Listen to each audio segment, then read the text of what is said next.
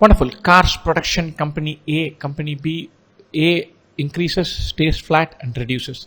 B up and down and then a sharp increase and then staying there. B overtakes A here. Starts behind but ends ahead. The combined production of cars by the companies was maximum in the year. Oh, wonderful. And so both start low, both are increasing. So we can straight away rule out 2000. 2001, both numbers are higher. 2001 to 2002, A stays wherever it was, B falls. So 2002 we can rule out.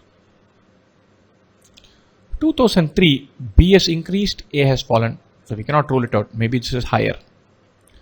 2003 to 4, B has stayed as it is, A has fallen. So 2004 we can rule out. Just comparing and ruling out whichever is obviously lesser. We want the highest. Between 3 and 4, 4 is lesser. B lies at the same level, A falls.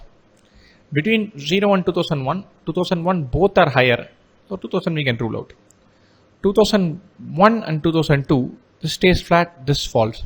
The answer is either 2001 or 2003. 2001 looking at 48,000, I'm going to write it as 48k plus 43k.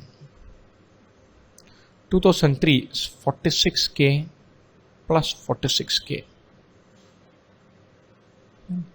We add these two, 91k. We add these two, 92k. So the highest was in the year 2003. That's what we are looking for. It is important to use the idea the data is here visually. I know this is a higher and higher, so I can forget about this. Flat and lower, you can forget about this. Flat and lower, forget about this. Find the numbers only for these two.